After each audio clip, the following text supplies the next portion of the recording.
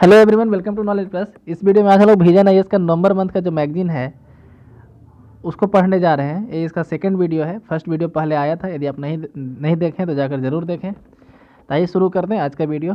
तो पॉलिटी के अंदर ये हमारा आज का अभी का टॉपिक है कैपिटल्स फॉर आंध्र प्रदेश। ये न्यूज़ में क्यों था? आंध्र प्रदेश जो है वहाँ के द्वारा 3 कैपिटल को हम बनाया गया है।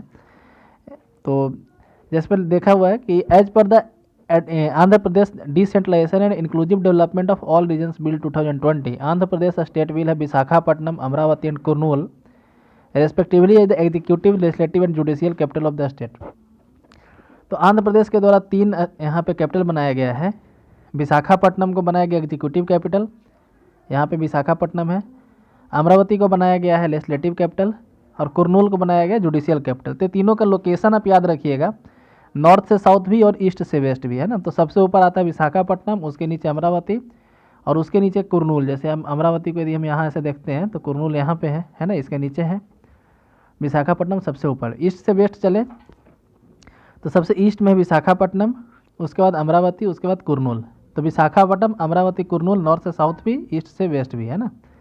तो इस तरीके से याद रखिएगा। अब इसके फेवर में 3 आर्गूमेंट क्या दिए जा रहे हैं।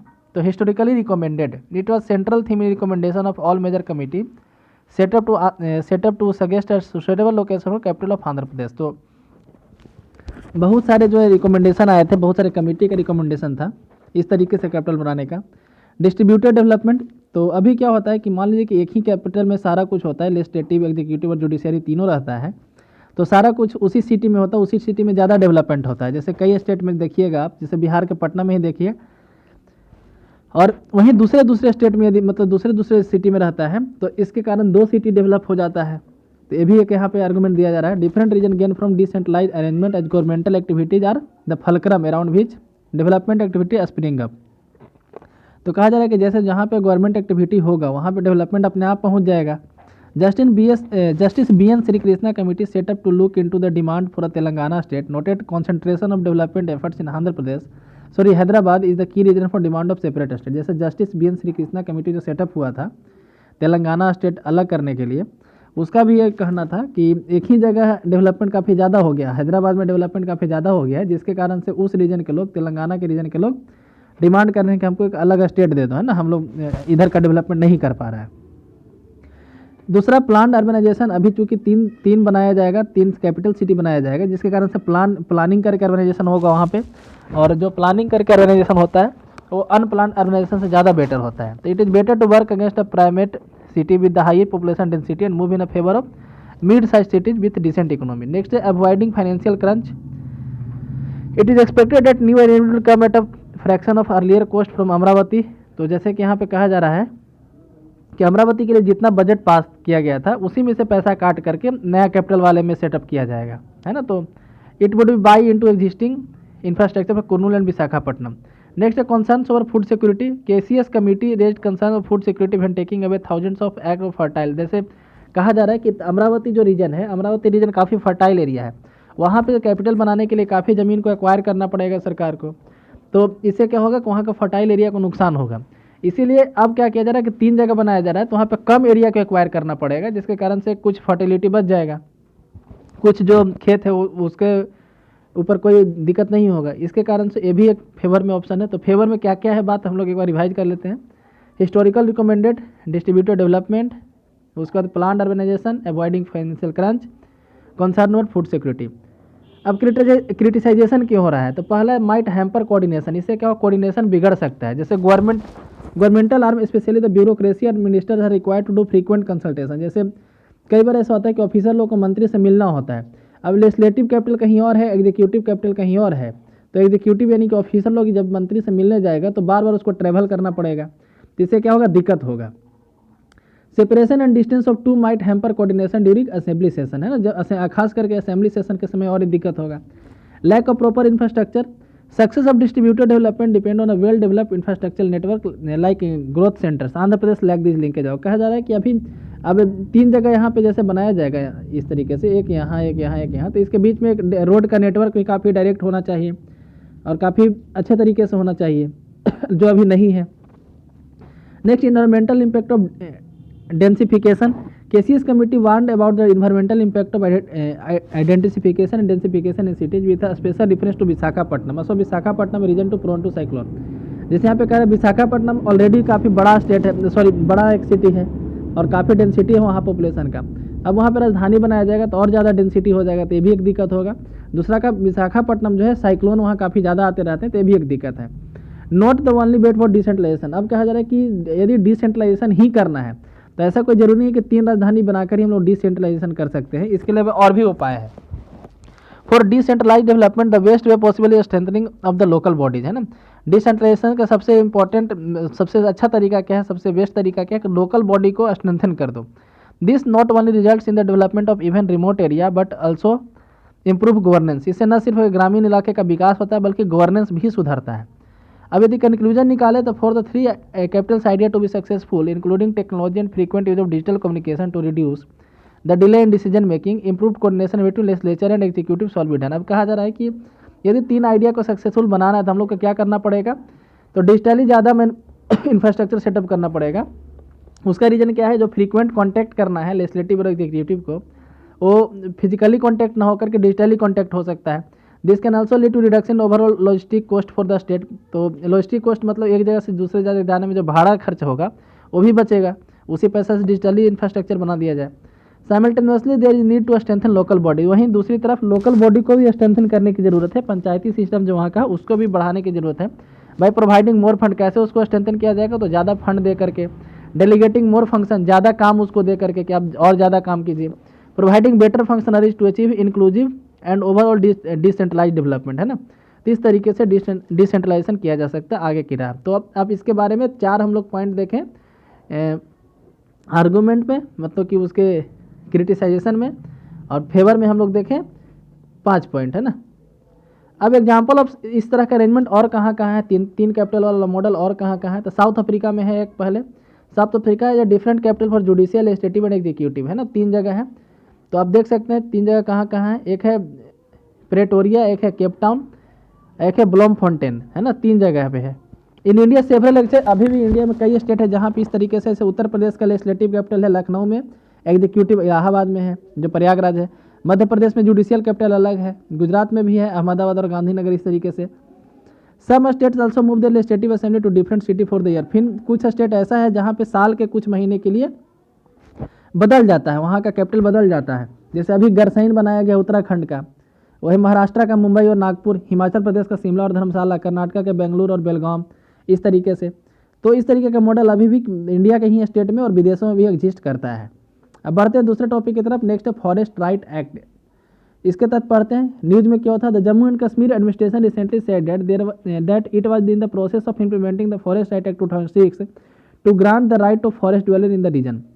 फॉरेस्ट राइट एक्ट 2006 के बारे में हम लोग पहले पढ़ लेते हैं. The scheduled tribe and other traditional forest dweller recognition of forest right act 2006 और forest right act 2006 was enacted to protect the marginal and tribal communities. ये एक्ट लाया क्यों गया था, तो मार्जिनल और ट्राइबल कम्युनिटी को बचाने के लिए. And other forest dwellers and balance environmental conservation, और इन्वायरमेंटल कंजर्वेशन को भी मतलब कि उनके राइट को बचाने के लिए, जो मार्जिनल और ट्राइबल कम्युनिटी हैं, फॉरेस्ट ड्वेलर हैं, उनके राइट को बचाने के लिए और इन्वायरमेंटल कंजर्वेशन करने के लिए भी इसको लाया गया था, ताकि दोनों के बीच में बैलेंस बना रहे. उनके राइट टू लाइफ और लिवलीहुड दोनों के बीच में बैलेंस बना रहे. अब फॉरेस्ट राइट एक्ट के बारे में हम लोग जान लेते हैं पहले. तो सबसे पहला यहाँ पे आता है टाइटल राइट. टाइटल राइट मतलब ownership to land that is being cultivated by tribal और forest dweller as on 13 December 2005 subject to a maximum 4 hectare. तो कहा जा रहा है कि जिस जमीन पे जो ट्राइबल लोग हैं वो खेती कर रहे थे उनका होगा, लेकिन इस पर एक लिमिट लगा गया है कि मैक्सिमम 4 हेक्टेयर तक, है ना. यदि 5 हेक्टेयर पे खेती कर रहा था तो उसका 4 हेक्टेयर पे ही उसका मालिकाना हक मिलेगा. बाकी के 1 हेक्टेयर पे वो खेती करेगा लेकिन उसको बेच नहीं सकता, मालिकाना हक नहीं मिलेगा. Next community right. Community right के अंदर to grazing area, fishing, accessing water body in forest, pastoral routes etc and to be intellectual property and traditional knowledge related to biodiversity and cultural diversity. ये उसका community right है. उस पर यदि चारागाह था, मछली मारता था, है ना, पानी पीने के लिए यूज करता था या उसको पास्चर के रूप में यूज करता था, तो उसको यूज करता रहेगा. अब नेक्स्ट है relief and developmental rights. The two rehabilitation in case of illegal eviction और फोर्स डिस्प्लेसमेंट. यदि मतलब कि उनको जो है कोई ट्राइबल कम्युनिटी है उसको यदि इलीगल इविक्शन या फोर्स डिस्प्लेसमेंट किया जाता है, मतलब कि उसको कहा जाता है कि आप यहाँ से बाहर जाइए, आप इलीगल रूप से यहाँ रह रहे हैं, तो उसको फिर रिहेबिलेट किया जाएगा, उसको अच्छी जगह पे बसाया जाएगा। लेकिन इसमें भी एक कंडीशन है कि subject to restriction for forest protection, forest protection होना चाहिए। अब फॉरेस्ट मैनेजमेंट राइट, तो टू प्रोटेक्ट, रीजनरेट और कंजर्व और manage any community forest resource which the communities have been traditionally protecting and conserving the sustainable use. इसके तहत ये कहा गया है कि कोई कम्युनिटी यदि किसी प्लांट को या किसी स्पेसीज को या फिर किसी इलाके में उसको बचा रहा है ना, मैंने उसको प्रोटेक्ट कर रहा है, कंजर्व कर रहा है ट्रेडिशनली, मतलब काफ़ी ज़माने से, ठीक है, काफ़ी जनरेशन से करते आ रहा है, तो उसको अधिकार होगा कि वो अपना कंटिन्यू रखेगा। Next, right to collect and sell minor forest produce, तो MFP जिसको बोलते हैं माइनर फॉरेस्ट प्रोड्यूस। तो इसके तहत जैसे माइनर फॉरेस्ट प्रोड्यूस में वो सब मटेरियल आते हैं जिससे पेड़ को कोई नुकसान नहीं होता, जैसे सूख कर जो पत्ते नीचे गिर गए हैं ना, तो उस पत्ते से फिर पत्तल बनाना या फिर तेंदु पत्ता से बीड़ी बनता है, ये सब, तो जिससे पेड़ को कोई नुकसान ना हो, जंगल को कोई नुकसान ना हो, तो ऐसे प्रोड्यूस को माइनर फॉरेस्ट प्रोड्यूस बोलते हैं। तो उनको कलेक्ट करने का भी राइट वहाँ पे रहने वाले लोगों को दिया गया है। तो दिस इंक्लूड फॉरेस्ट प्रोडक्ट जैसे tendu leaves, honey and other product that have commercial value. अब eligibility to get right under the act, इस एक्ट के तहत अधिकार किसको मिला है, उसके लिए क्या एलिजिबिलिटी है, क्या योग्यता है। It's confined to those who primary reside in forest, तो सबसे पहले है कि ये राइट जो है उन लोगों को मिलता है जो मुख्य रूप से जंगल में रहते हैं, and who depend on forest and forest land, जो मेनली फॉरेस्ट पे यानी जंगल पे, जंगल के ज़मीन पे अपने लिवलीहुड के लिए डिपेंडेंट है। Further, either the Clement must be member of schedule tribe, दूसरा क्या है कि जो क्लेम करना चाहता है ज़मीन का राइट के लिए वो सबसे पहले शेड्यूल ट्राइब का होना चाहिए, शेड्यूल इन दैट एरिया, और खास करके उस एरिया का शेड्यूल ट्राइब होना चाहिए, और must be residing in the forest for 25 year, last 75 साल से उसको जंगल में रहते रहना चाहिए, ये याद रखिएगा। अथॉरिटीज़ के लिए कौन है, the act provided gram sabha will initially pass a resolution recommending whose rights to which resources should be recognise, तो इसके लिए ग्राम सभा एक रेजोल्यूशन पास करेगी किसको किसको राइट मिलना चाहिए। This resolution is then screen and approved at the level of the sub division, उसके बाद सब डिवीजन का जो ऑफिसर है उसको इसको अप्रूव करेगा, उसके बाद डिस्ट्रिक्ट लेवल का ऑफिसर इसको अप्रूव करेगा। Next, importance of forest act in India, India में फॉरेस्ट एक्ट का क्या इंपॉर्टेंस है, तो रिवर्सिंग द हिस्टोरिकल इनजस्टिस, तो जो हिस्टोरिकली इनजस्टिस हुआ है उन लोगों के साथ, है ना, अंग्रेजों के ज़माने में आदिवासी लोगों को बहुत सताया गया है, तो उसको रिवर्स करना। The act help in recognising right that were denied forest dwelling, schedule tribe and other traditional dwellers in the colonial times, है ना, कॉलोनियल टाइम्स में जो हुआ था गलती उसको सुधारना। दूसरा, poverty alleviation and inclusive growth, inclusive growth मतलब सबका विकास, पॉवर्टी एलिविएशन यानी कि गरीबी से मुक्त करना उन लोगों को। The FRA helps in securing traditional livelihood for forest dwelling community by granting them access to forest product and forest land and facilitating commercial trading in MFPs. For example, around 50 gram sabha in Gondia district of Maharashtra organized a federation that granted competitive price and bonus for the communities for their product collection and earned rupees 25 crore selling तेंदुपत्ता। जैसे यहाँ पे एक बताया गया कि 50 लगभग 50 ग्राम सभा जो है एक महाराष्ट्र के गोंडिया डिस्ट्रिक्ट में एक फेडरेशन बनाया और इस तरीके से लगभग 2.5 करोड़ रुपया कमाया तेंदुपत्ता को बेच करके। अब कंजर्वेशन ऑफ फॉरेस्ट, फॉरेस्ट को कंजर्व करना।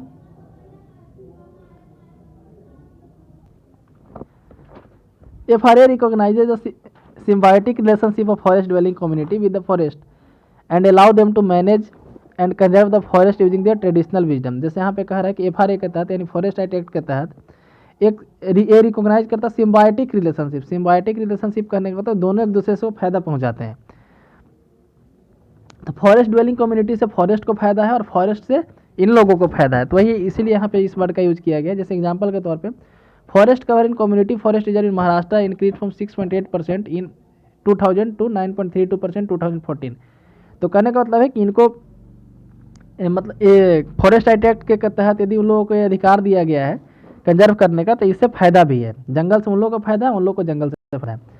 नेक्स्ट है decentralisation, it provide for democratic decentralisation through gram sabha. इसमें ग्राम सभा को स्ट्रेंथन किया गया है क्योंकि उन लोगों को एक अधिकार दिया गया है कि रेजोल्यूशन पास करेगा, है ना।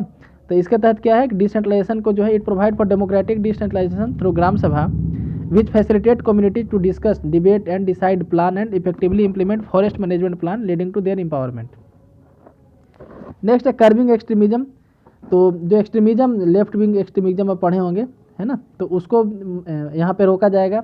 Implementation of FR and left-wing extremism affected district not only lead to the development of forest dwellers but also build a relationship of trust and bond between them and the government. तो क्या होता है कि इस तरीके से forest right act देने से, है ना, लेफ्ट जहाँ पे लेफ्ट विंग ज़्यादा हावी है वहाँ से वहाँ तो डेवलपमेंट होगा ही, और दूसरी लोग लेफ्ट विंग छोड़ करके इधर गवर्नमेंट के साथ उनका विश्वास और बॉन्ड दोनों बढ़ेगा, thereby reducing land conflict and other grievances. तो जो भी लैंड कॉन्फ्लिक्ट यहाँ पे होता है वो सुधारा जाएगा। Next concern regarding implementation of FRA, forest right act को इम्प्लीमेंट करने में जो कंसर्न है, क्या क्या दिक्कत है उसके।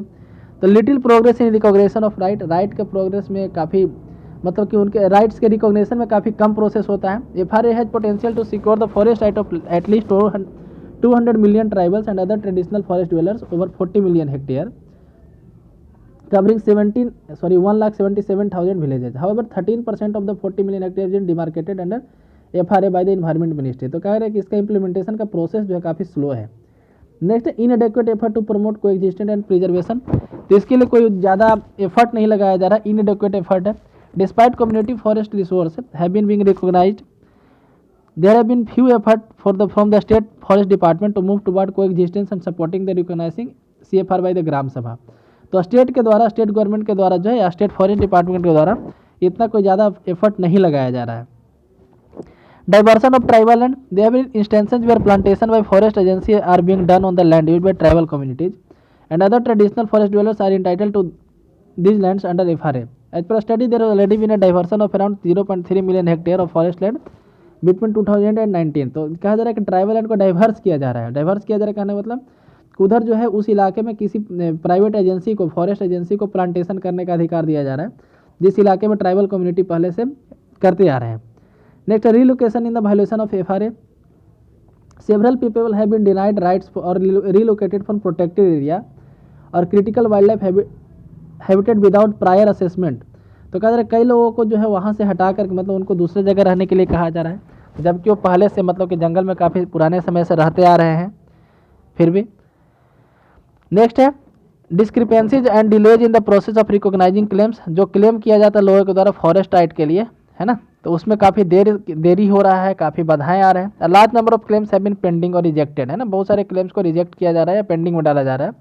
और the area recognised has been drastically reduced without any proper reasons along with imposition of extra statutory and extraneous condition title for recognising right. और कहा जा रहा है कि बहुत सारे क्लेम को पेंडिंग तो किया ही जा रहा है और इसके तहत जो एरिया है वो भी काफ़ी कम होता जा रहा है और इसके लिए कोई रीजन भी नहीं बताया जाता उन लोगों को। The situation have been worsen due to misinterpretation of the law by official, ये सिचुएशन और ख़राब होता जा रहा है क्योंकि जो ऑफिसर लोग हैं इसको अच्छे तरीके से लागू नहीं कर पा रहे हैं। इलिटरेसी अमंग फॉरेस्ट ड्वेलर्स, दूसरा कारण ये भी है कि इलिटरेसी काफ़ी ज़्यादा है, निरक्षर है, उन लोग उतने पढ़े लिखे नहीं हैं। Lack of awareness about their right, उनको अपने राइट्स के बारे में अवेयरनेस नहीं है। And little knowledge about procurement और फाइलिंग क्लेम्स, और क्लेम फाइल करने के बारे में उनके पास काफ़ी कम नॉलेज है। दूसरे इशू की बात करें तो inadequate financial and administrative support to implement the law. Inadequate financial and administrative support, सरकार के द्वारा जो उतना फाइनेंशियल और एडमिनिस्ट्रेटिव सपोर्ट नहीं मिला इस कानून को पास मतलब कि लागू करवाने में। Lack of coordination between the tribal के बीच में आपस में ही कोऑर्डिनेशन भी नहीं है। और उसके अलावा ट्राइबल रेवेन्यू और फॉरेस्ट डिपार्टमेंट, इसके बीच में भी कोऑर्डिनेशन नहीं है। पुअर और नॉन फंक्शनिंग ऑफ डिस्ट्रिक्ट और sub division level committee, sub division और डिस्ट्रिक्ट लेवल पे जो कमेटी है वो पुअर फंक्शन कर रहा है या फिर काम ही नहीं कर रहा है। डिससेटिस्फैक्ट्री रिहेबिलिटेशन एंड कॉम्पेंसेशन, और एक जो लोगों को रिहेबिलेट किया जाता है ना, एक जैसे दूसरा दिया जाता है तो कंपेंसेशन भी उन लोगों को सफिशिएंट नहीं मिल पाता है। नेक्स्ट है वे फॉरवर्ड, आगे क्या रहा है तो organising large scale awareness campaign, तो सरकार को चाहिए कि इसके लिए बड़े स्तर पे एक अवेयरनेस कैंपेन चालू करे। Efforts should be made to reach out through radio, television, other media to ensure that people receive the basic communication regarding salient provisions of the act. तो इस एक्ट के बारे में जो प्रोविजन है उसको लोग जान सकें, इसके लिए सरकार को चाहिए कि एक अवेयरनेस कैंपेन बड़े लेवल पर लगाए।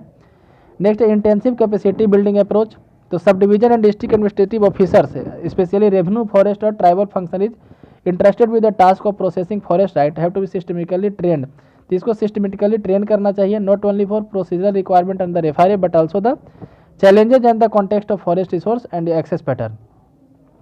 Next participation of civil society, जो सिविल सोसाइटी है मतलब जो NGO हो गया या फिर और भी जो नन मतलब कि इस तरीके के जो ऑर्गेनाइजेशन है उनका पार्टिसिपेशन उस एरिया में। They need to identify NGO working in the area, provide assistant to tribal communities in filing application, resolving issue of caste certificate, identification and measurement of land, negotiation with official to resolve conflict. तो ये सब जो है NGO को आगे आना चाहिए इन सब बातों के लिए, ताकि जैसे लोगों के पास कास्ट सर्टिफिकेट नहीं है तो उनको एसटी माना ही नहीं जा रहा है ना, एप्लीकेशन फाइल करने के लिए उनके पास मेथड नहीं है, तो ये सब मदद के एनजीओ को आगे आने की ज़रूरत है। नेक्स्ट है using technology to strengthen outreach, technology का यूज करते हुए ज़्यादा लोगों तक पहुँचा जाए, सरकारें कोशिश कर सकती है। जैसे जीपीएस का सर्वे मैप यूज करते हुए जो है इस तरह के क्लेम को रिजॉल्व किया जाए। Expedite the process of claim के जो प्रोसेस उसको एक्सपेडाइट करना। There need of reviewing all rejected and pending claim, जितने भी पेंडिंग और रिजेक्टेड क्लेम है उसको इंडिविजुअल बेसिस पे जो है उसको देखा जाए। इंश्योरिंग ट्रांसपेरेंसी एंड अकाउंटेबिलिटी है, ट्रांसपेरेंसी मेंटेन करना, यानी कि इसमें कोई रिजेक्ट करने के लिए ऐसा नहीं, मतलब कि क्लेम को पास करने के लिए पैसा वगैरह नहीं मांगा जा रहा है, और अकाउंटेबिलिटी बढ़ाना पड़ेगा। तो पॉलिटी वाला सेक्शन यहाँ पे खत्म हुआ। अब आईआर का सेक्शन आता है, इंटरनेशनल रिलेशन। तो हम लोग पढ़ते हैं, सबसे पहला है कि regional comprehensive economic partnership RCEP and India, है ना, काफ़ी साल से न्यूज़ में है RCEP, ठीक है। इसमें IAS में क्वेश्चन भी आया था, तो याद रखिएगा इसमें 16 देश हैं ना। सबसे पहले हम इसका बेसिक चीज़ बता देते हैं। इसमें 16 कंट्री है। 16 कंट्री कौन कौन है, तो इसको और तोड़ेंगे तो हो जाएगा एशियान +6, ठीक है, एशियान +6। एशियान में 10 देश हैं और 6 देश और, तो एशियान वाले बाद में बात करते हैं। 6 देश और कौन कौन है, तो मैप के सहारे आप याद रखिए 6 देश कौन कौन है। तो सबसे पहले इंडिया और चाइना एक जगह, ऑस्ट्रेलिया और न्यूजीलैंड एक जगह, ये दोनों याद रखिए, और उसके बाद जापान और साउथ कोरिया, ये 6 कंट्री, ठीक है। 6 कंट्री कौन कौन है, तो India, China, Australia, New Zealand, Japan और साउथ कोरिया। इस तरीके से याद रखिए कि 2-2 कंट्री का पेयर बना लीजिए, 2 कंट्री यहाँ, 2 कंट्री यहाँ और 2 कंट्री यहाँ, ठीक है। 6 कंट्री और 10 आसियान के देश। आसियान के 10 कौन कौन देश हैं, तो उसके लिए आप 10 कंट्री याद रखिए। तो उसके लिए यहाँ पे आप देख सकते हैं, तो Indonesia, Philippines, Laos, Thailand, Vietnam, है ना, इस तरीके से 10 कंट्री है। पूरी तरीके से इसको याद रखिएगा। यहाँ पे 10 कंट्री का नाम है, Myanmar, Thailand, Malaysia, Singapore, Indonesia, Brunei, Philippines, Cambodia, Laos और वियतनाम, है ना। 10 कंट्री आसियान में है। और आसियान +6 की बात किया जाए तो हो जाएगा RCEP। ये RCEP है क्या, तो इसके तहत बनाया जा रहा 16 कंट्री का एक ग्रुप, जिसके तहत जो क्या होगा कि एक कंट्री से दूसरे कंट्री में जब सामान भेजा जाएगा इन 16 कंट्री में, है ना, तो किसी के ऊपर कोई टैरिफ नहीं लगाया जाएगा, कोई टैक्स नहीं लगाया जाएगा। फ्री ट्रेड एग्रीमेंट है एक तरीके का।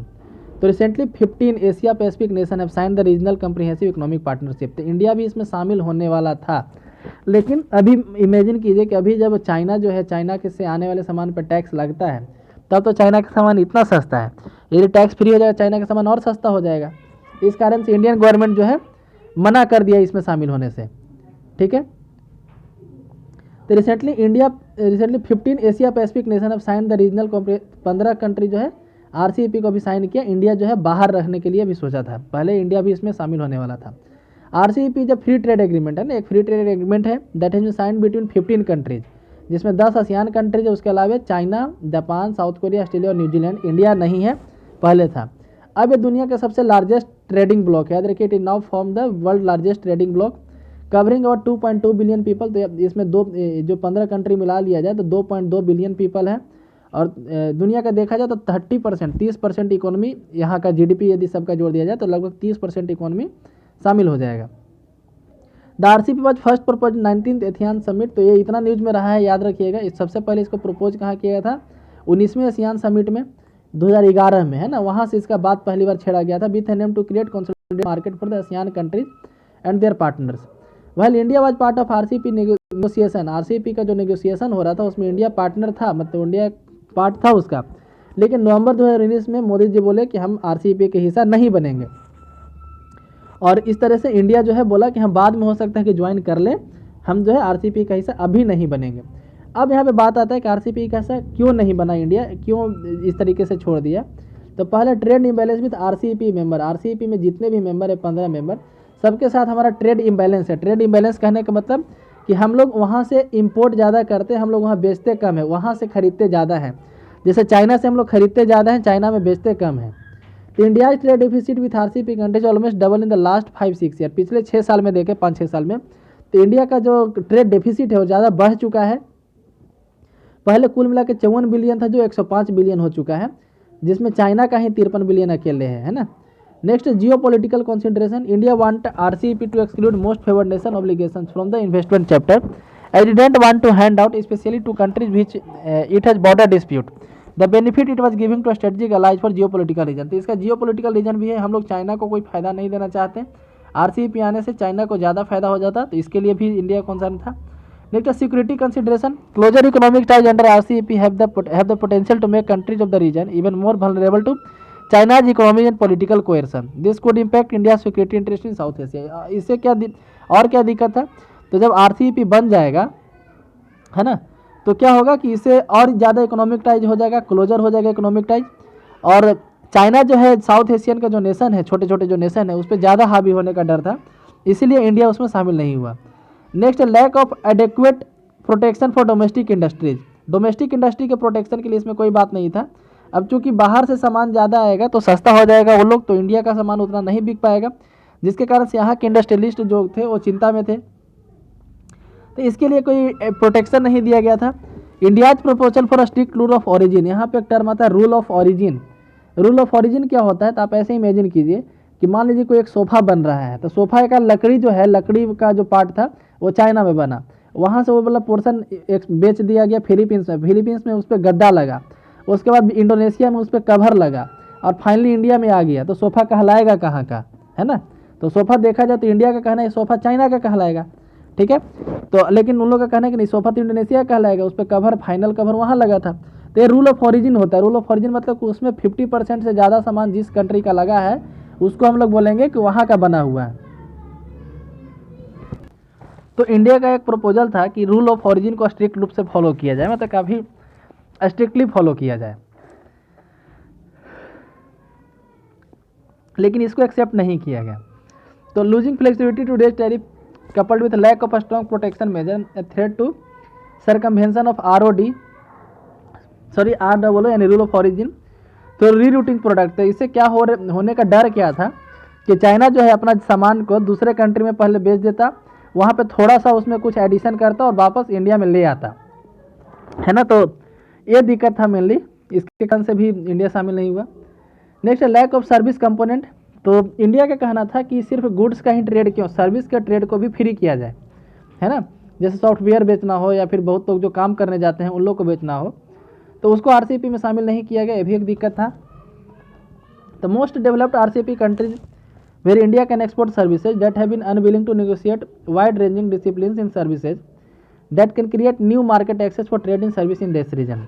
तो सर्विस का उन लोग जो है रेडी नहीं हो पाया, तो इंडिया बोलता था कि सर्विस को भी शामिल किया जाए। Next impact on local industry, local industry पे यहाँ निगेटिव इफेक्ट पड़ता। A large number of sector including dairy, agriculture, steel, plastic, copper, aluminium, machine tools, paper, automobiles, chemical and other had express serious apprehension RCEP। तो सारे लोग नाखुश थे एक तरह से कि इस तरीके से चाइना का डोमिनेंस फिर यहाँ ज़्यादा हो जाता। अब है द इम्पैक्ट, यहाँ पे अभी देखें हम लोग कि RCEP मेंबर के साथ, आसियान के साथ हमारा कितना जो है ट्रेड इम्बैलेंस है। तो 18-19 में इतना था 21.85 बिलियन, अब जो है इतना है। चाइना के साथ 53 था, अब थोड़ा घटा है। साउथ कोरिया के साथ, जापान के साथ, न्यूजीलैंड, ऑस्ट्रेलिया, सबके साथ हमारा ट्रेड इम्बैलेंस था, हम लोग वहाँ से खरीदते जाते थे और तो बेचते कम थे। अब देखते हैं the impact of earlier FTA on India trade balance has been ambiguous. Several trends in the existing FTA that doesn't favour signing another FTA include. जैसे यहाँ पे कह रहा है कि इंडिया जो है क्या पहले कभी FTA साइन नहीं किया है ना। FTA यानी फॉरेन ट्रेड एग्रीमेंट, क्या कभी जो है फ्री ट्रेड एग्रीमेंट, तो क्या कभी India free trade agreement sign नहीं किया था, ऐसा नहीं है। इंडिया कई फ्री ट्रेड एग्रीमेंट साइन कर चुका है, ठीक है। Usually signing FTA has required India to significantly cut import duty. तो FTA साइन करने से क्या होता है, इंपोर्ट ड्यूटी कम करना पड़ता है। Since most partner countries already have low import duty, this has only led to diversion of trade from FTA country to FTA countries and rarely increase India's export. A Niti Aayog report has stated that India export to FTA partner have not outperformed export to rest of the world. जैसे कहा जा रहा है कि नीति आयोग का भी एक report था जिसमें कहा गया था कि जिस कंट्री के साथ इंडिया का FTA है, मतलब कि फ्री ट्रेड है, हम लोग वहाँ सामान बेचते हैं तो टैक्स नहीं लगता है और उन लोग को भी यहाँ नहीं लगता है, तो हमारे फेवर में नहीं है ना, वहाँ ट्रेड डेफिसिट और बढ़ता जा रहा है। और भी क्या रीजन यहाँ पे है, तो लैक ऑफ क्रेडिबल एश्योरेंस और market access and non tariff barrier, difference over tariff structure with China on goods, तो चाइना के साथ सामान पे डिफरेंट टैरिफ स्ट्रक्चर था। India already has bilateral FTA with ASEAN, India का आसियान के साथ पहले ही एफटीए है। कोरिया के साथ, जापान के साथ और ऑस्ट्रेलिया और न्यूजीलैंड के साथ नेगोशिएशन चल रहा है। तो जब 16 में से 12 कंट्री के साथ हमारा एफटीए है, 2 कंट्री के साथ चल रहा है ना, एक हम खुद हैं, यानी 15 कंट्री के साथ तो हिसाब किताब है। तो फिर इस तरह का एफटीए का मतलब क्या रह जाता है आरसीईपी का। द ई कॉमर्स चैप्टर है some clauses that affect localisation norms in India. अब क्या डाटा लोकलाइजेशन का जो नॉर्म्स है इंडिया का, उसको इफेक्ट पहुंचता है, कुछ ऐसा चैप्टर था ई कॉमर्स रिलेटेड। अब policy implication of not joining RCEP, RCEP नहीं ज्वाइन करने का क्या क्या इम्प्लीकेशन होगा। तो पहला प्रोटेक्शनिस्ट इमेज, तो दुनिया में एक इंडिया का इमेज बनेगा कि ये प्रोटेक्शनिस्ट है। प्रोटेक्शनिस्ट का मतलब कि अपने मार्केट को पूरी तरह से ओपन नहीं किया है, एक इमेज जाएगा दुनिया में, इंडिया का एक छवि जाएगा।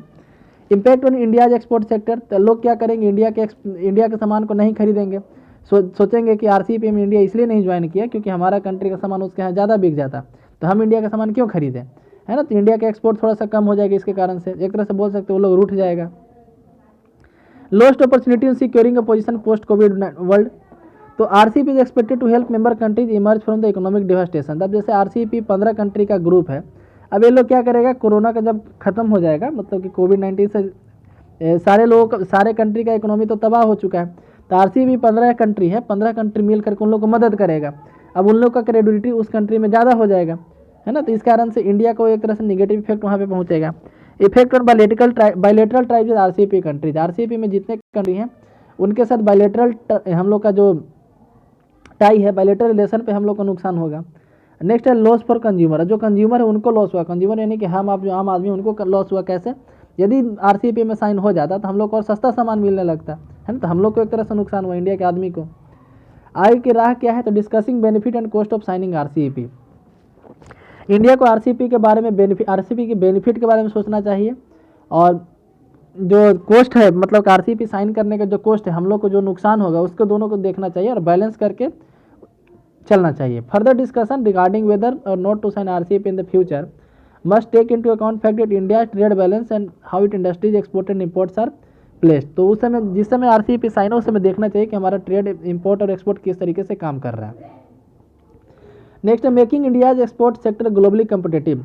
अब इंडिया को जो है चाहिए कि अपना जो एक्सपोर्ट सेक्टर है उसको ग्लोबली कम्पिटेटिव बनाए, है ना, ताकि जो है इंडिया का सामान भी बाहर देशों में बिके।